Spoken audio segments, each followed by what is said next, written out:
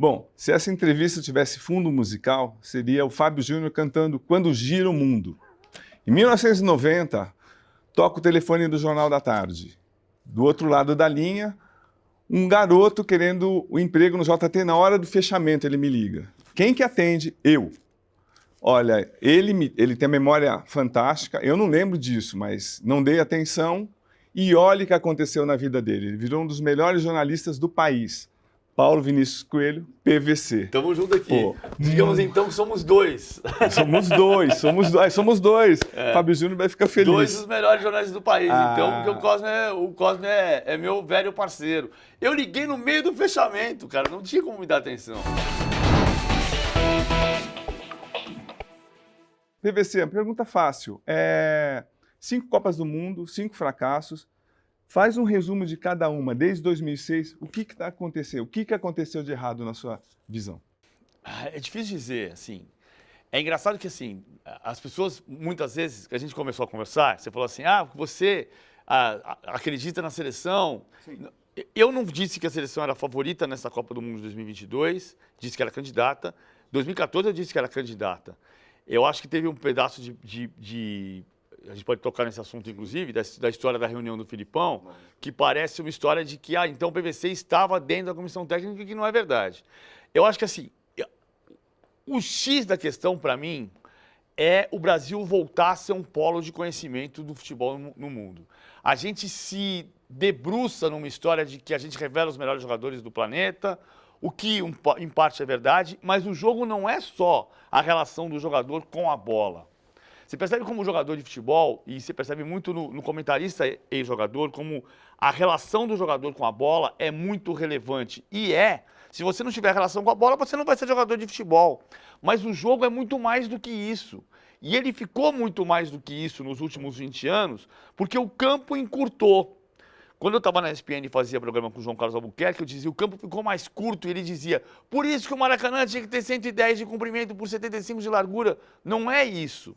É que você sobe a tua linha da defesa, baixa a tua linha de ataque, e hoje você está jogando em 15 metros. Se você joga em 15 metros, você precisa ter ensaio no ataque. Não tem mais essa história de que no último terço, o meu jogador decide. Entrega a bola para o Messi, ele vai decidir uma. Mas o jogo tem 90 minutos. E a gente parou de ser referência em estratégia de ataque.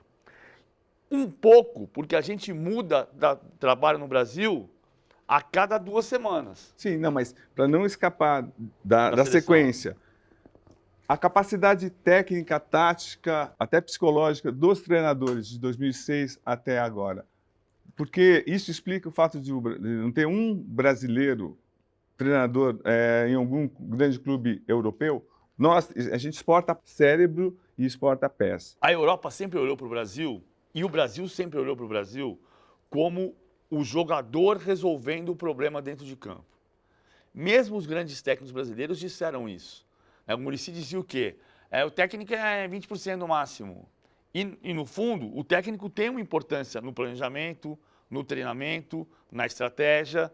Ele pode ser 20%, mas ele tem que representar 100% do planejamento. E a gente não acredita nisso. A gente não investiu na estratégia ofensiva. Eu converso com o Jonathan Wilson, que é o autor do Pirâmide Invertida, o livro. Espetacular. E perguntei para ele uma vez já sobre... Você acha que o Brasil não tem capacidade, nunca teve capacidade de estratégia no ataque? E ele diz, não. O Brasil, até os anos 70, era um time de muita estratégia ofensiva. E se você pegar o gol do Carlos Alberto, na Copa de 70, você vai ver que o Zagallo fez o quê? Ele puxa o Jairzinho para a ponta esquerda, porque ele sabe que a marcação da Itália era homem a homem. Então o Facchetti, que era o lateral esquerdo, vem com o Jairzinho até o outro lado.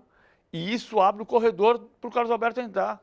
Isso é ensaio, isso é estratégia. Então a gente teve essa capacidade. O Jonathan Wilson reconhece no Brasil um centro de conhecimento de tática e estratégia, até um determinado momento. A gente começa a achar que o jogador brasileiro vai resolver. Então você acha que de 2006 para cá aconteceu o quê? Por que tanta frustração? Eu acho que tem 5 casos diferentes. Em 2006, muita gente achava que o Brasil ia ser campeão do mundo porque tinha os melhores jogadores. E os melhores jogadores chegaram gordos, fora de forma, sem vontade, sem fome. E o Parreira não tinha o Zagallo junto com ele. O Zagallo foi muito importante em 94, não como técnico, mas como conselheiro. O Zagallo fala mais a língua do jogador do que o Parreira. O Zagallo estava doente, o Parreira não fala a língua do jogador. Os jogadores são responsáveis. Ronaldo estava gordo, Adriano estava fora de forma, Cafu não estava bem, Roberto Carlos estava fora de forma, Ronaldinho Gaúcho. Ronaldinho Gaúcho ainda estava cansado. Você pode dizer que ele estava no final da temporada, que ele ganhou a Champions League, podia ter a ver com cansaço. Mas eles não estavam bem, alguns desleixados.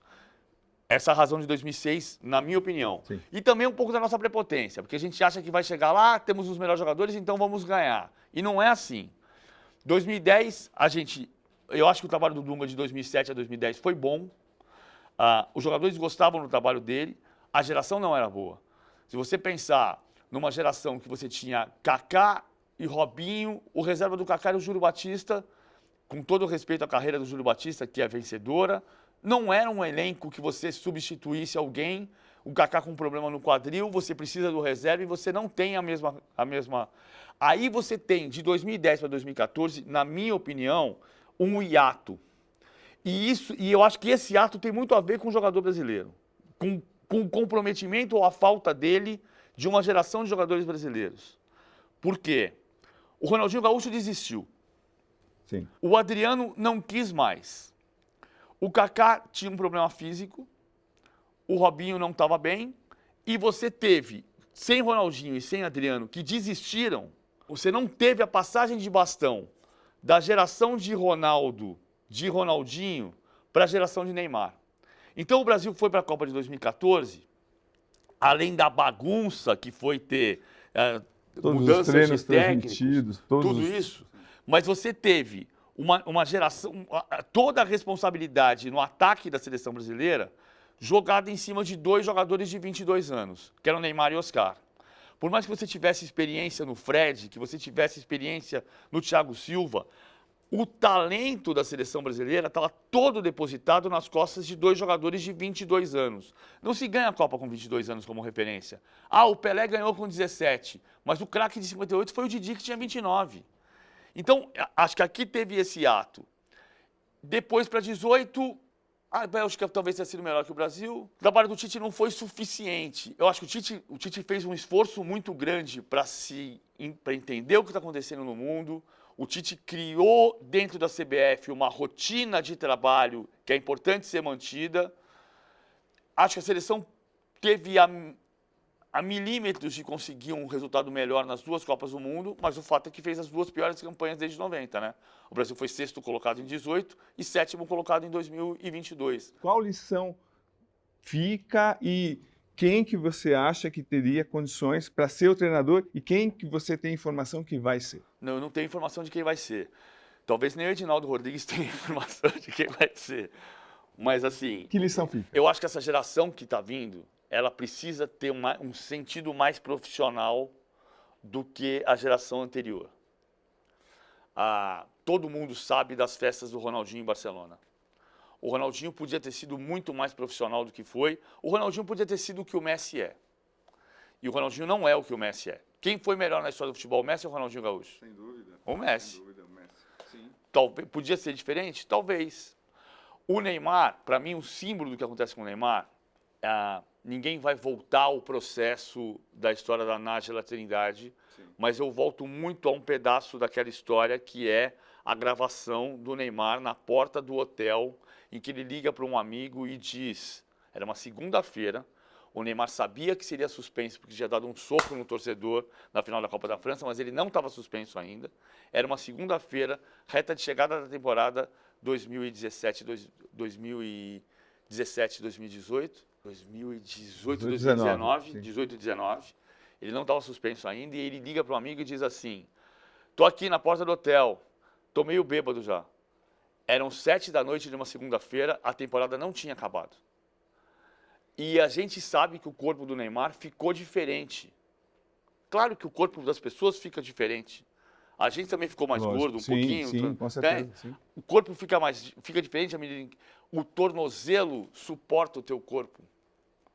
e se o teu tornozelo for o teu ponto fraco, ele vai suportar um corpo mais pesado. Segunda-feira à noite, estou meio bêbado já, o meio bêbado já vai interferir no seu corpo de atleta. Sim. Eu não estou dizendo que isso interferiu na vida do Neymar, ou que o Neymar não foi o melhor do mundo, ou não foi campeão do mundo por causa disso. Mas eu estou dizendo sim que a próxima geração precisa ter um comportamento mais Messi e menos Neymar e Ronaldinho. Mais parte do staff, da pessoa, ou também da orientação da CBF, que é muito permissiva, às vezes? Eu acho que a CBF talvez tenha pouco o que resolver quando o jogador está no exterior muito tempo. Mas eu acho que precisa ter um comportamento de... O jogador precisa ter uma noção maior de que o instrumento de trabalho dele é o corpo dele. Sabe, assim, o seu instrumento de trabalho é o seu caderno. Lógico. O meu instrumento de trabalho pode ser o computador, mas o instrumento de trabalho do jogador de futebol é o corpo dele. E ele precisa entender que ele vai ser um atleta de altíssimo nível num futebol cada vez mais competitivo, se ele entender que o corpo dele é a matéria-prima dele. Então, o PVC, a gente cobre a seleção brasileira há décadas até já. A gente pega a influência do Neymar, por exemplo. A influência do Neymar não é boa. Ele tem privilégios e a gente sabe num grupo, se tem, um tem privilégio, o resto do grupo vai ficar, não vai ter o mesmo comportamento. O Neymar, passando a sua carreira limpa na seleção brasileira, você acha que a contribuição dele, e eu vou além, o fato de ele ser o único jogador muito acima da média na seleção brasileira, que nunca aconteceu isso, sempre tinha 2, 3, não fez com que ele ficasse acomodado e até, entre aspas, envenenasse um pouco o ambiente? Eu acho que a gente... Imagina que você tivesse sido criado, ou eu tivesse sido criado, com alguém dizendo para você assim, você vai ser o maior jornalista do Brasil. Ah, eu fui, minha mãe, então, mas eu tive a noção. Agora, então, Sim. é difícil. Mas quantos jogadores não foram assim? Eu não sei se... O Messi não foi assim. Não, mas na seleção brasileira, olha, os jogadores, tem muitos jogadores assim. O problema é, alguém tem que ter freio. No Barcelona, você não acha que existe uma cartilha de comportamento? Que ele era um outro jogador? Chega no PSG, ele faz o que quer?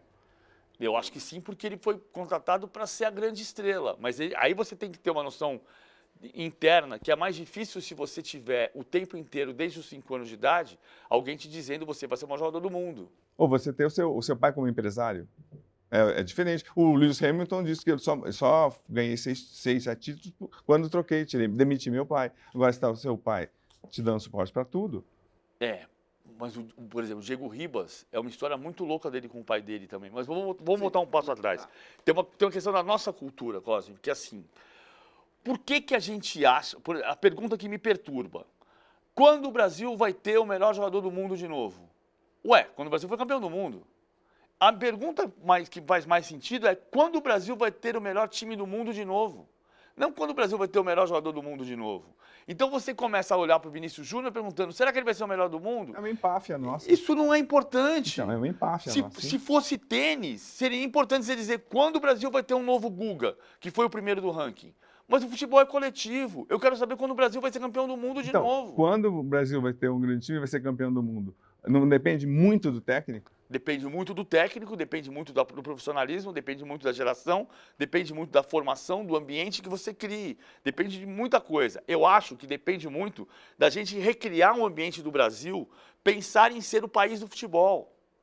Sabe assim, e isso depende de todos nós. Assim, é claro que a CBF é quem tem que criar esse ambiente, mas o nosso debate é ruim, os nossos técnicos participam do debate, não melhoram isso.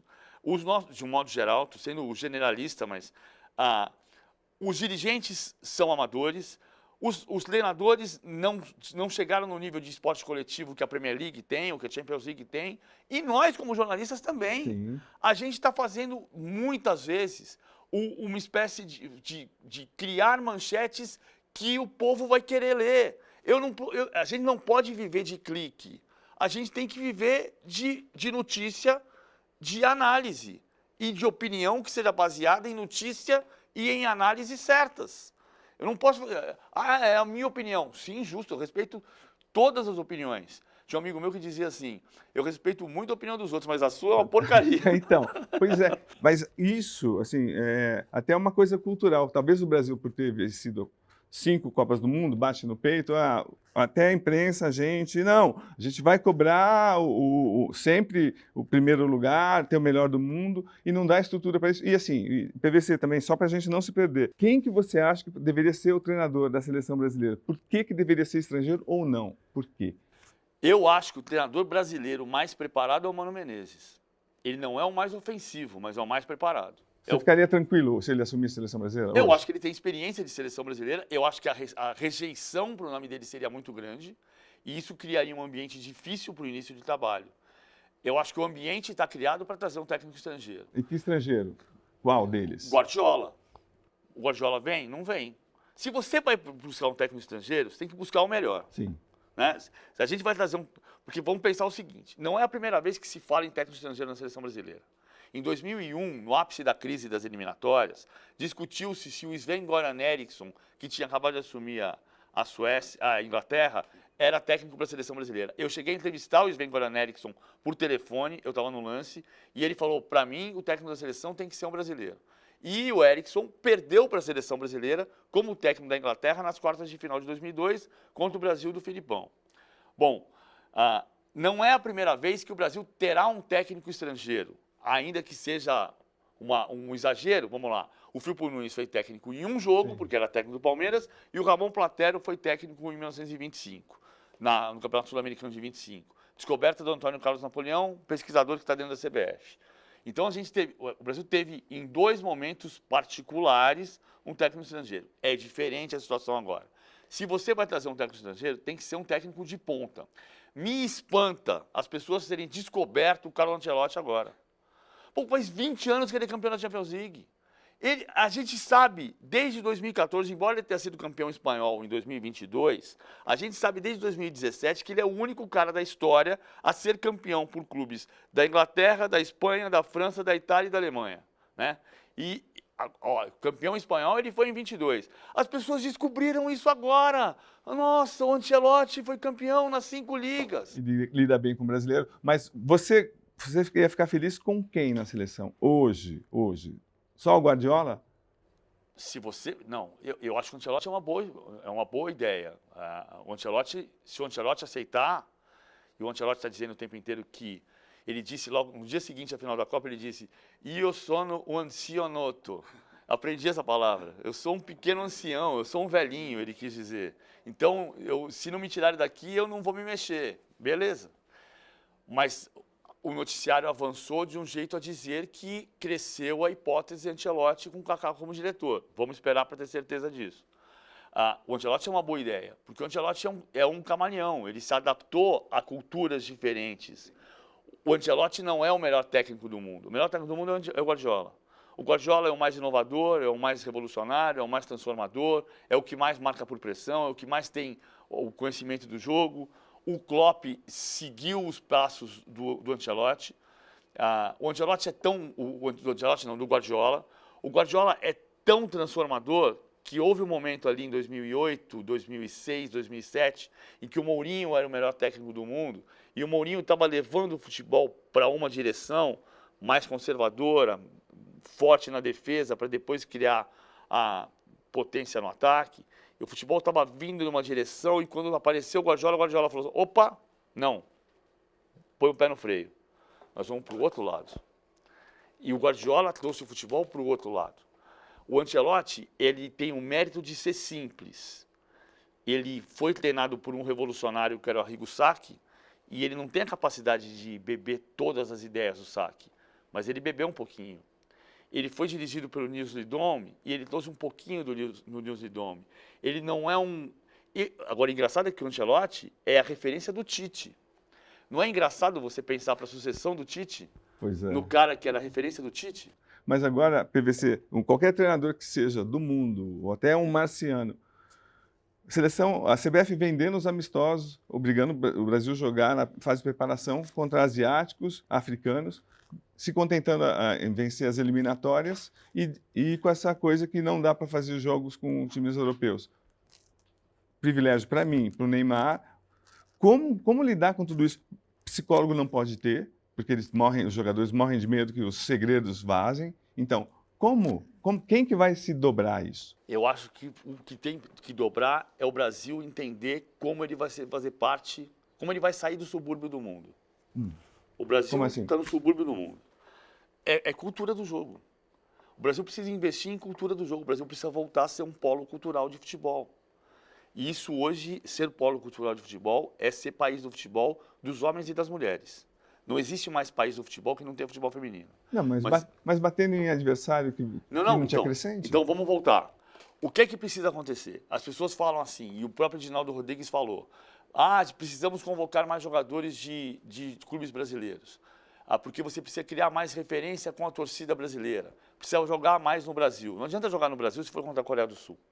Então, exato. Tem que ser no Brasil contra a Alemanha, como foi em 82, ou como foi em 93, o jogo que o Romário não veio, ficou na reserva e brigou com o Zagallo e com o Parreira. Mas eu lembro do Leão, quando o Leão, em 2001, quis convocar uma maioria de jogadores que atuavam no Brasil, e o Brasil empatou com o Peru, porque não tinha jogadores de alto nível no Brasil. A gente está vindo de uma Copa do Mundo, Cosme, em que pela primeira vez na história, só um jogador de Libertadores fez gol. E 3 jogadores de Campeonato Croata fizeram gol. Eu sei que isso aqui é uma hipérbole, é um exagero, mas é um símbolo. A gente acha que o que está se jogando na Libertadores é extraordinário e um jogador de Libertadores fez gol. Mas você pode dizer, mas só tinha 17 jogadores de Libertadores? Mas por que só tinha 17 jogadores de Libertadores? Porque a Libertadores não tem nível para levar para a Copa do Mundo. Então a gente precisa ter o quê? A história da Liga e dessa ruptura de novo. O Brasil está muito perto para ficar tão longe, sabe? Muito perto de criar um campeonato que possa ter um potencial econômico mais forte. 10 anos atrás, o Flamengo arrecadava 200 milhões de reais por ano. Hoje fatura 1 bilhão e 200. Sim. Então ele pode contratar jogadores de melhor nível, ele pode trazer técnicos de melhor nível, ele pode capacitar técnicos brasileiros. Não adianta você trazer um técnico estrangeiro agora e não capacitar a próxima geração de treinadores. O Brasil tem que voltar a produzir conhecimento do jogo. E esse conhecimento do jogo tem que fazer com que o jogo aqui seja mais forte. Para a gente ter certeza que o jogador que atua no Flamengo, ou no Palmeiras, ou no Corinthians, e que vai para a seleção, vai poder jogar pela seleção brasileira contra o jogador da Alemanha, que joga no Bayern de Munique, ou no Chelsea, ou no Real Madrid. Então, mas o primeiro passo prático, qual seria? A CBF tem que começar a formar novos técnicos, a induzir a formação da Liga. Vamos pegar o caso da Liga, claramente. No ano passado eu fui tomar um café com o Flávio Sveiter, que diz, com todas as letras, que se não fosse por ele, e eu concordo, não haveria o debate sobre a Liga que existe hoje. Tá. O Flávio Sveiter entende que dentro da CBF ele é um elo para poder formar a Liga. Ok. Então a CBF tem que ser o elo de formatação, tem que ser o algodão entre os cristais para juntar os dois lados das duas ligas. Se você tem um mentor da Liga que virou vice-presidente de desenvolvimento e projetos da CBF, esse vice-presidente de desenvolvimento e projetos da CBF tem que fazer essa ligação e tem que fazer sair do papel a Liga. A Liga, como um produto econômico, ela pode ser o mentor do desenvolvimento dos novos técnicos, do aperfeiçoamento aperfeiçoamento é perigoso, que eu vou falar em relação à imprensa, porque a imprensa tem que ser livre. Mas de desenvolver cursos, de trazer... O Guardiola foi para Buenos Aires dar palestra 3 vezes e nunca veio para o Brasil. É uma vergonha. Sim, falta de interesse. Mas, PVC, assim, você tem tanto conhecimento que a gente acaba muito no lado da utopia. Assim. Do primeiro passo, o que a gente pode fazer? O que você espera? O Edinaldo está programando ir para a Europa várias e várias vezes, tem emissários tentando... O que você acha, o que vai dar tudo isso? O que seria o melhor para o Brasil? Eu vou ter o exemplo da Premier League, que eu acho que é o trabalho, e eu gosto da metáfora. O Campeonato Brasileiro tem que ser o ponto de crescimento do futebol brasileiro. Então, do Campeonato Brasileiro que cresça como uma arvorezinha, que se você regar todo dia e olhar onde está seco e onde está molhado demais, essa arvorezinha vai crescer e vai virar uma enorme árvore da felicidade. Foi o que aconteceu com a Premier League. Então vamos voltar, por exemplo, da Premier League. Em 91, o Olympique de Marselha disputou a final da Champions League, Copa dos Campeões da Europa, contra o Estrela Vermelha e perdeu. E um dos craques do Olympique de Marselha era o Chris Waddle, inglês. Em 91, ou 89 e 90, o Glenn Hoddle jogava no Mônaco, o Mark Hateley jogava no Mônaco, ou seja, a Inglaterra exportava jogadores para a França. Em 91, o Tottenham foi campeão da Copa da Inglaterra e o Tottenham vendeu o Paul Gascoigne, que era o grande nome do futebol inglês,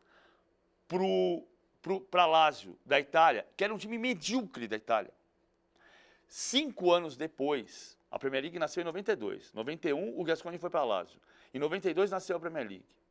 A Premier League não virou o melhor campeonato da Europa 5 anos depois, 4 anos depois. Mas em 96, o Chelsea, que era um time medíocre da Inglaterra, contratou Gianfranco Zola do Parma, que tinha o poder da Parmalat antes da descoberta da fraude.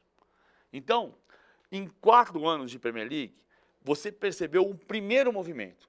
A Itália era a meca do futebol. Um time médio da Inglaterra, que era o Chelsea, foi no Parma e trouxe um jogador. Sabe o que foi isso? Foi potencializar a capacidade econômica dos clubes e, com a capacidade econômica dos clubes, investir em conhecimento. Aí você começa a trazer melhores técnicos, melhores jogadores. Em 96, o Arsenal foi descobrir o Arsène Wenger, que estava no Nagoya Grampus Eight do Japão, e você vai desenvolvendo conhecimento. Isso não brota. O primeiro passo é trazer a Europa para o Brasil. Não o Brasil ir à Europa. A Europa precisa vir ao Brasil. E isso no sentido, inclusive, de cobrar os jogadores brasileiros que voltam da Europa. Por que eles dizem que aprenderam tanta coisa do ponto de vista tático na Europa e não cobram esse conhecimento tático no Brasil? Então, por quê? Porque aqui eles passam férias. Eles passam férias, eles também não têm treinadores capacitados. Assim, eu acho que a gente tem alunos e não tem professores táticos. Na minha visão, os treinadores brasileiros, eles vão e acabam usando o que eles estão vendo na televisão ou vão até fazer estágio para lá, mas desenvolver aqui uma maneira de jogar, eu não vejo. Você já vê algum treinador com essa capacidade? Eu acho que, por exemplo, você tem treinadores que estão começando a demonstrar. Eu acho que, assim, quando a gente generaliza, é sempre perigoso. Sim, lógico. Sempre perigoso. Lógico, sim. Você não precisa. Por exemplo, o Fábio Capello foi um grande técnico na história do futebol italiano e do futebol europeu, foi 2 vezes campeão espanhol. E se você conversar com jogadores que trabalharam com ele, Ronaldo, Roberto Carlos, Cafu, Cafu foi depois. Cafu sim, Cafu na Roma, não no Milan. Pensei no Milan, mas o Cafu foi treinado e foi campeão italiano com o Fábio Capello na Roma. Eles vão dizer para você que o Capello era tosco. O Capello era um técnico tosco. Então, o Dorival Júnior, com as limitações eventuais que ele tenha de conhecimento teórico, ele pode ser um grande treinador. Ele pode ser um bom treinador no futebol brasileiro e no futebol sul-americano e, eventualmente, no futebol europeu. Não quer dizer que porque você... O que eu acho que precisa acontecer, por exemplo, o que houve em Portugal. Eu acho que tem uma geração nova de técnicos, como o Maurício Barbieri, o Rogério Ceni tem potencial, o Diniz tem potencial e o Diniz precisa se aperfeiçoar do ponto de vista teórico. Ele tem muito conhecimento tático, mas é importante passar isso para o papel, para o plano teórico. O que aconteceu em Portugal, porque eu estou tentando juntar o conhecimento empírico. Vanderlei Luxemburgo foi um grande técnico e foi absolutamente empírico. O futebol brasileiro passou conhecimento no boca a boca. E isso limitou a ampliação do conhecimento, passando de geração para geração. Eu adoro uma frase que eu aprendi, que é meio sem dono, que é: a única coisa do mundo que quando você divide, aumenta. Sabe qual é? Qual é? Conhecimento. Então, assim, eu acho que quando você usa o exemplo de Portugal, que é um país de 10 milhões de habitantes. Portugal, até 2006, 68% dos técnicos campeões eram estrangeiros. Em 2006, o Coadriance, holandês, foi campeão pelo Porto. De 2007 para cá, se você considerar, temporada 2006 e 2007, para cá, se você comparar, a Alemanha teve técnico campeão estrangeiro, Guardiola, Ancelotti. A Espanha teve técnico estrangeiro campeão na Espanha. José Mourinho, português. Carlo Ancelotti, italiano. A França teve Ancelotti, campeão. Teve Thomas Tuchel, campeão. A Inglaterra não tem um técnico inglês campeão desde 92. Tem técnico escocês, técnico britânico campeão, sim, Alex Ferguson. Mas desde 92 não tem um técnico inglês campeão inglês. E é o maior centro cultural do futebol hoje. Mas para você, por exemplo, essa revolução que a gente está defendendo, a gente percebe que não há planejamento algum, nem próximo disso que você está falando na CBF, porque os jornalistas perguntam, não tem um rumo. O que você está defendendo, eu assino embaixo. Você está dando exemplos de países que revolucionaram esse futebol, mas aqui, o lado prático, PVC, é assustador. Aí parece que a gente é muito chato quando a gente cobra todo dia, olha, estrutura, administração, planejamento. O futebol ainda é feito muito de uma maneira muito amadora aqui. Então, o lado prático, o que você vê de melhoria? Eu acho que você tem a possibilidade de criação de uma liga, porque não vai vir do Edinaldo Rodrigues o centro do conhecimento do futebol no Brasil. Pode vir de dirigentes ligados à liga. Tem muita gente competente no futebol brasileiro hoje. Você vai pegar o Gabriel Lima, que está dirigindo o Cruzeiro. O time do Ronaldo não é o Ronaldo, mas Sim, a equipe que ele montou, todo mundo que conviveu com gente do Cruzeiro e do Valladolid diz, cara, o Ronaldo tem um mérito, ele monta um time brilhante abaixo dele. Ele é o líder de um time que ele montou. Então você tem Gabriel Lima, você tem Thiago Escuro, você tem Guilherme Belintani, que é político, quer ser prefeito de Salvador, mas que é um cara inteligente. Você tem o Marcelo Paes, o que ele conseguiu fazer no Fortaleza, e estou falando de dirigentes políticos. E abaixo desses dirigentes políticos tem uma série de executivos que podem fazer essa revolução do futebol brasileiro. A gente está olhando para a cúpula da CBF, eu também acho que não está na cúpula da CBF, mas eu acho que o Brasil, se o voleibol do Brasil conseguiu, eu podia dizer assim, Cosme, se o maior déficit do Brasil, eu digo isso sempre, se o maior déficit do Brasil é a educação, é natural que a gente tenha piores técnicos de futebol, piores jornalistas, piores dirigentes, piores tudo. Só que o vôlei do Brasil conseguiu criar uma revolução. Né? E é uma coisa que é difícil da gente compreender. O Calçade diz muito isso e eu concordo com ele. Quando a gente olha para o que aconteceu com o vôlei, e você pensa assim, nos anos 60 ou nos anos 70, Polônia, Bulgária, União Soviética, Japão, e o Brasil estava lá em terceiro plano. Aí quando você percebe que o Brasil passou a ser potência e ganha da Polônia, e ganha da Rússia, e ganha... Aí você acha, tá tudo bem. Mas quando o Brasil perde para a Bélgica, ou empata com a Croácia, é eliminado pela Croácia, você fala assim, mas como perdeu para a Croácia? Porque você não percebe que o futebol se desenvolveu a partir de um conhecimento que está num centro cultural que é a Europa Ocidental. Então você tem os grandes jogadores do Marrocos, da Croácia, da Bélgica, da Bulgária, jogam na Alemanha, na Espanha, na Inglaterra, na França. E qual é o desafio do Brasil? É o Brasil fazer parte deste mundo aqui. Porque até os nossos jogadores estão atuando lá. Mas então, aí, só para deixar prático, então, precisa trazer um técnico, pelo menos para ser a cabeça, por exemplo, que a gente pensa na revolução do vôlei. Pensa, o Bernardinho é o responsável por tudo. Não é, lógico que não é, não é. Mas pelo menos trazer esse pedacinho da Europa, eu insisto. Deveria, então, tem que trazer um técnico de lá. Não precisa ser um técnico de lá. Não precisa? Não, a gente precisa trazer o conhecimento de lá. O vôlei do Brasil cresceu a partir do Bebeto de Freitas como técnico da seleção brasileira. E o Bebeto morou nos Estados Unidos, o Bebeto trouxe conhecimento de outros lugares. O Brasil hoje tem jogadores e dirigentes na Europa.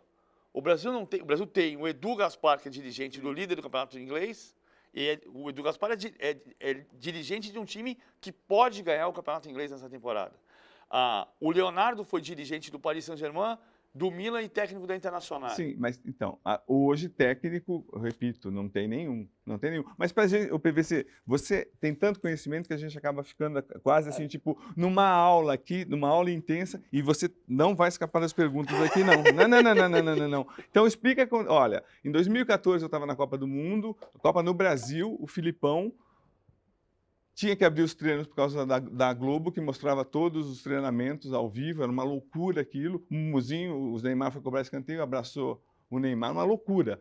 E aí e a imprensa cobrando, até que estava um clima. Aí o Neymar se machucou, se eu não me engano, mas aí ele chamou alguns representantes da imprensa para conversar. O que vocês conversaram?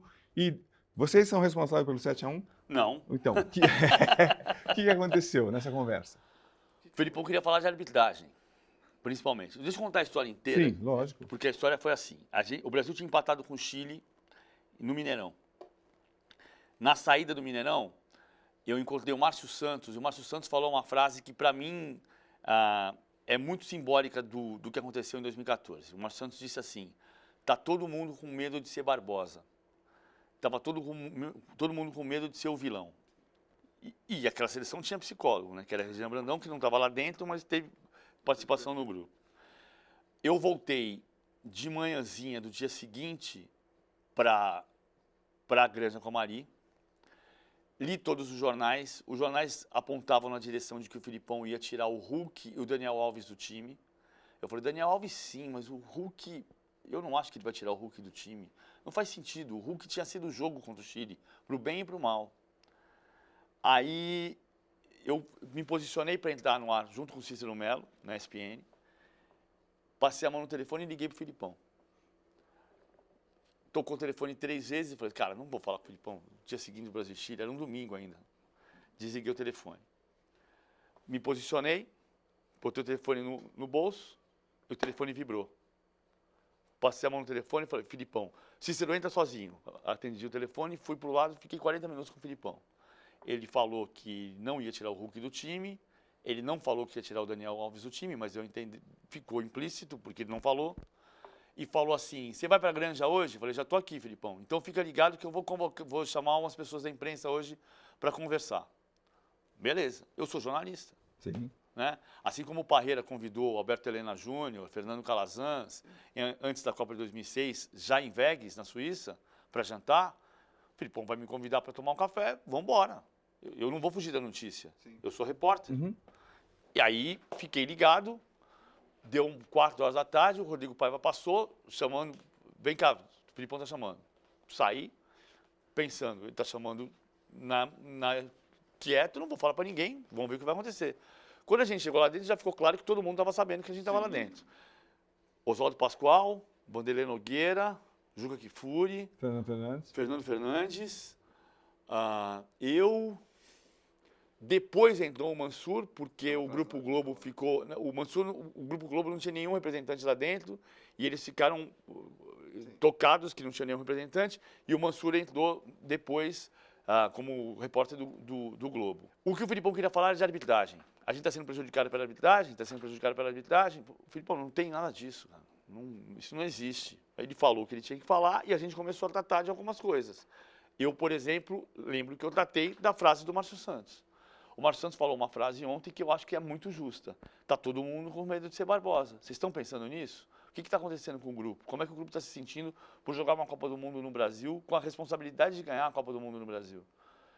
Eu sei que a partir dali eles trataram um pouco desse tema. Eu acho que o jogo contra a Colômbia foi o melhor jogo do Brasil.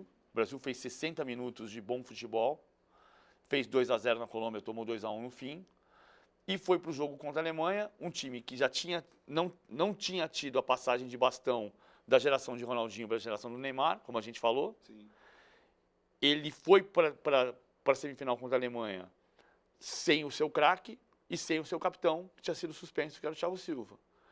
E a gente pode ponderar uma série de erros táticos, se o Bernardo era para jogar ou não era. Não quis ouvir o Galo também. Os assistentes, os espiões diziam para congestionar o meio campo e não foi teórica. Eu acho que aquele jogo, a Alemanha ia ganhar, o tamanho daquele jogo era 3-1 para a Alemanha. A Alemanha era melhor que o Brasil, não era 7-1. 7-1 é o acúmulo de coisas. Então, mas agora a PVC, para mim, que a gente, para não perder essa resposta e ter você aqui, qual a projeção para a gente pensar numa Copa de 2026 com o Brasil brigando pelo título? Eu acho que o Brasil tem condição, porque o Brasil ainda tem alguns símbolos de que ele produz grandes jogadores. E ele precisa organizar a sua seleção, ter um técnico que pode ser estrangeiro, pode não ser estrangeiro, mas pode ser um técnico estrangeiro, e ter um trabalho sólido, entendendo que o futebol está muito mais apertado no nível de seleções do que já foi, e montar uma grande seleção com os jogadores que possui. O futebol do Brasil é primeiro mundo na Europa, nos seus jogadores na Europa. O que é preciso fazer é trazer a Europa para o Brasil e fazer o Brasil ser um dos 5 grandes países de futebol. Alemanha, Espanha, Inglaterra, Itália no menor escalão, e o Brasil está no meio disso. Isso é possível fazer, mas por que eu digo que o Brasil ainda é primeiro mundo do futebol? Nos seus jogadores na Europa. O Brasil é o único país que tem campeões do mundo de clubes em todas as edições. O Brasil é o único país que tem campeões de Champions League em todas as edições do século XXI. A última final de Champions League sem jogador brasileiro foi a de 99, Manchester United e Bayern de Munique. O último campeão sem brasileiro foi o Liverpool de 2005. Você pode dizer que o Bayern de 2020 não tinha jogador titular, mas o Coutinho entrou no segundo tempo e foi campeão da Champions, numa final que tinha brasileiros do outro lado também. Como é que você tem um país que tem jogadores em todas as edições de Champions League de finais, sendo que o Brasil, toda rodada de Champions League, ou o recordista de jogadores escalados, ou é o Brasil, ou é a Espanha, ou é a França. Sempre é um dos 3. E em todas as finais do século XXI. Não teve espanhol em todas as finais, não teve francês em todas as finais, não teve alemão em todas as finais, não teve italiano em todas as finais, teve brasileiro em todas as finais, e o Brasil não está na Europa. Então, jogador o Brasil tem. Agora, você precisa organizar isso. Organizar e treinador, qual a porcentagem que você vê? O treinador, que importância tem esse treinador e quem que vai... São 3 anos e meio só de preparação. Sim, sim. Então, que treinador vai fazer tudo isso, da sua visão? Fez o suficiente para ser campeão do mundo. Quer dizer, não fez porque não foi. Eu acho que ele fez um trabalho, ele conseguiu criar um núcleo dentro da CBF, de conhecimento dentro da CBF, e conseguiu montar uma seleção com defeitos, como, por exemplo, o Neymar não pode ter privilégios. Eu acho que os diferentes são diferentes dos outros, mas depende do tamanho da diferença, da maneira como você trata as diferenças. Mas não foge. Quem que você vê, então, que possa fazer alguma coisa agora, nesses 3 anos e meio? Eu acho... Para juntar, organizar esses jogadores talentosos. Eu contrataria o Mano Menezes. Mano Menezes? Eu acho que o Mano Menezes começaria o trabalho com uma rejeição muito grande. Isso é um ponto negativo. Tá. Está encaminhando para Ancelotti. O Ancelotti vai ter que ser um camaleão mais uma vez para entender um mundo diferente do que ele viveu. O Brasil não é a Itália, o Brasil não é a Premier League, o Brasil tem particularidades, ele vai ter que se adaptar. Entendi. Ele pode ser campeão do mundo? Nunca um técnico estrangeiro foi campeão do mundo de seleções.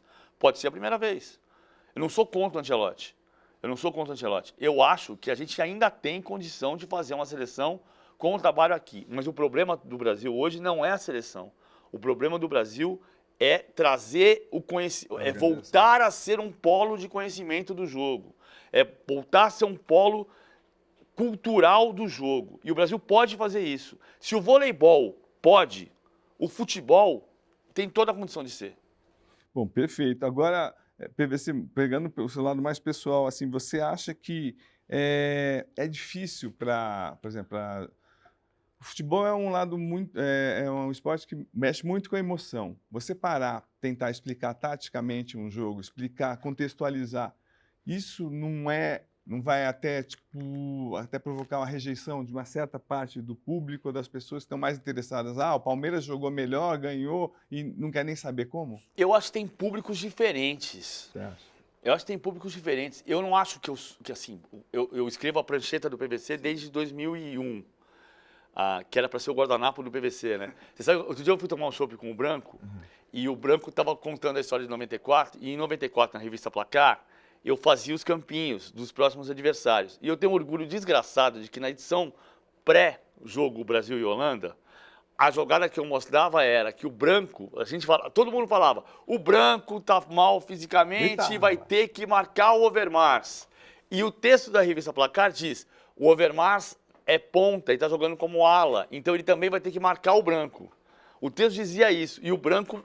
Isso a gente fazia em 94. E eu não acho que eu sou pioneiro em fazer essa questão de... Essa palavra pioneiro é muito difícil, né? Porque tem muita coisa que aconteceu antes da gente. Sim. Solange Bibas escrevia sobre parte tática. Na Jovem Pan, o Flávio Prado tinha programas de futebol internacional. Então, assim, tem muita coisa que aconteceu antes da gente. E muita gente dizia, quando eu fazia os campinhos, isso não vai dar leitura. Aí depois, em 2001, quando nasceu a prancheta do PVC, eu lembro que eu cheguei na ESPN uma vez e o Paulo César Vasconcelos olhou para mim e falou assim, tua coluna tá legal, porque ela é tática, mas você está fazendo jornalismo. E eu acho que esse é o ponto central para nós. A gente trabalha com informação. Então, a gente precisa, colunista também precisa de lead. Sabe, se você diz, você vai dar uma... Pode ser tática, mas você precisa saber sobre o que você vai falar. Por exemplo, eu não sei nem se eu comecei a coluna do Ancelotti assim, mas... Carlo Ancelotti foi campeão da Champions League pela primeira vez há 20 anos. É espantoso que as pessoas tenham descoberto isso hoje. Entendeu? Sim. Isso é lead. Como assim você descobriu o Ancelotti agora? Entendeu? É lead. Vamos falar sobre isso. É um pouco do umbigo também, né? Que a gente só olha pra gente. Não, o futebol brasileiro é o melhor do mundo e por si só, tal, e não precisamos dos estrangeiros. Isso é uma coisa que eu ouço desde que eu comecei a carreira. Sim, mas eu estou dizendo outra coisa, no sentido de... quando você vai falar sobre tática, se você se basear no conceito, o conceito vai morrer porque ele vai ficar repetitivo. Mas se você se basear na notícia, a coisa mais moderna desse mundo é a informação. Quer ver? Põe a minha senha nesse celular aqui e faz ele funcionar.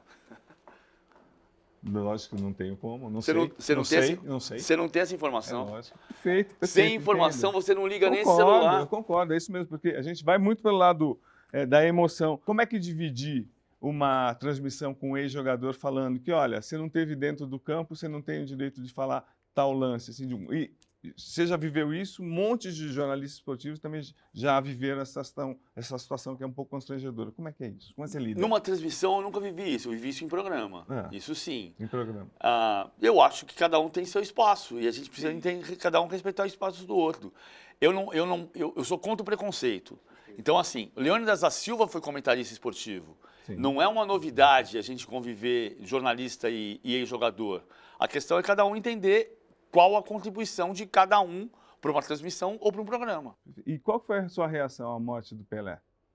O que você acha que significou? Eu estava no céu quando ele morreu. Eu estava no avião, indo para Natal e a gente estava esperando que o Pelé fosse morrer, né? Sim. Só não sabia que ia ser naquele momento.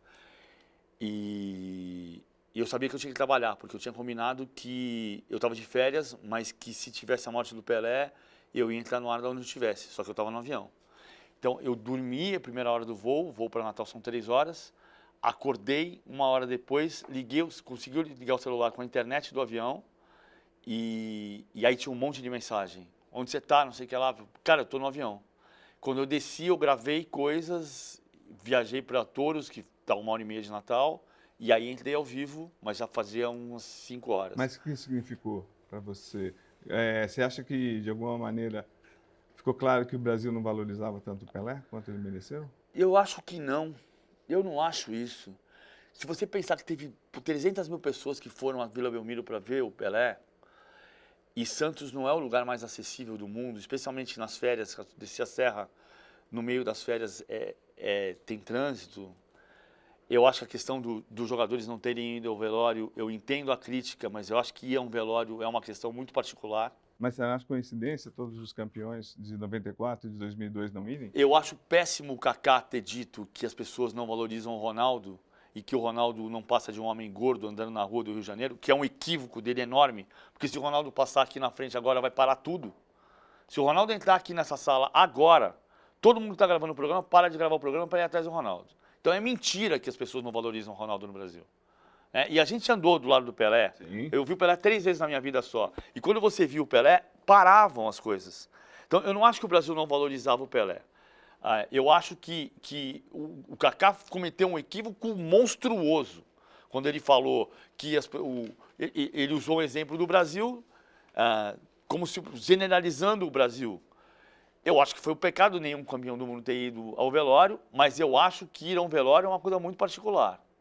Por exemplo, eu não fui ao velório do Pelé porque eu estava em Touros, no Rio Grande do Norte. Se eu estivesse em São Paulo, eu ia pegar meu carro e ia descer a serra e ia na Vila Belmiro. Eu acho que tem questões particulares que podem impedir uma pessoa de ir a um velório. Ou alguém pode não se sentir bem. O Casagrande disse que não foi ao velório porque ele tinha questões de não se sentir bem. Então, eu acho que tem questões particulares. Eu acho que o Pelé, para mim, é o dia que eu vi o Pelé pela primeira vez. A gente marcou, o Celso Zelt marcou, e o Celso Zelt não podia ir, então fui eu, pela revista Placar, procurar o troféu desaparecido na sala de troféus do Santos, em 92. E eu não sei por que cargas d'água o Pelé topou ir procurar na sala de quinquilharias, onde supostamente estaria e não estava o troféu do Mundial de Clubes. O Pelé marcou 5 da tarde. 5 da tarde em ponto parou a Mercedes dele. Ele desceu do carro, veio em direção a mim e ao Nelson Coelho, fotógrafo. A gente caminhou até o hall da Vila Belmiro do elevador, que era muito mais estreito do que é hoje. O elevador desceu, saiu um pai com uma criança de uns 5 anos, uma menina.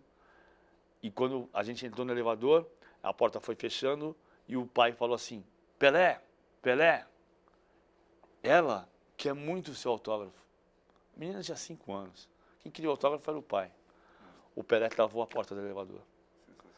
E saiu, abaixou, deu um autógrafo para a menina, deu um beijo na menina, perguntou o nome dela, levantou, cumprimentou o pai, perguntou o nome dele, cumprimentou o pai, se despediu, depois entrou no elevador, subiu, e nós passamos 1 hora e meia procurando o troféu que não estava lá. Esse para mim é o Pelé. Então, eu acho que o Pelé, o homem, claro que cometeu um turbilhão de erros, mas o Pelé, ele é um cara que soube ser ídolo. Por que você saiu da Globo? Porque eu recebi uma proposta tentadora da Paramount Plus. O que você vai fazer lá? Eu vou comentar jogos de Libertadores e Copa Sul-Americana em loco, o que tem um valor enorme. Eu agradeço muito a Globo pelos 3 anos que eu passei lá. Agradeço, acima de tudo, agradeço. Fiz 3 finais de Campeonato Brasileiro, fiz 3 finais de Copa do Brasil, fiz a Copa do Mundo em loco, cobri a final da Copa do Mundo em loco, minha 7ª final de Copa do Mundo, 5 de televisão. Se você pensar nas últimas 5 Copas do Mundo, na cabine de transmissão, por qualquer emissora de televisão brasileira, só tinha 2 pessoas na cabine de televisão. Galvão Bueno e eu. Perfeito. Então isso é um orgulho, eu agradeço a Globo por isso. Eu recebi uma proposta tentadora. Eu falei para minha mulher, se eu recusar essa proposta, você vai para o Rio de Janeiro comigo daqui a 1 ano. Ela disse, eu não quero ir. E aí você começa a fazer conta. Porque eu tenho uma questão familiar, eu passei 6 anos e meio longe da minha família. E eu decidi voltar para perto da minha família e por um projeto tentador de fazer 154 jogos por ano no Paramount Plus. Que livro de futebol ainda não foi escrito e você vai escrever? Que, ó, só para deixar claro, o PVC é um escritor de mão cheia, não dá para pegar um livro dele e parar de ler. Pode dizer qual que vai ser o próximo projeto. A biografia do Pelé. Ah, você vai ter a coragem? Não sei, vamos tentar. Perfeito. Então, e a última, qual o recado que você daria para um jornalista jovem, cara de pau, que ligasse para uma redação para pedir emprego? O que você indicaria? Se você ligar para uma redação para pedir emprego, não liga na hora do fechamento. Porque o Cosme não vai conseguir te dar atenção, que ele vai precisar correr para escrever o texto. É óbvio. Trabalha, cara. Sabe que se você gostar do que você vai fazer, vai dar muito mais certo, cara. Eu acho. Eu acredito muito nisso. Divirta-se. Porque se você se divertir, a chance de dar certo é muito maior. Perfeito. PVC, muito obrigado. Obrigado a você, A gente vai estar sempre junto. Tamo junto. Quando você for. Valeu. Tamo junto. Obrigado.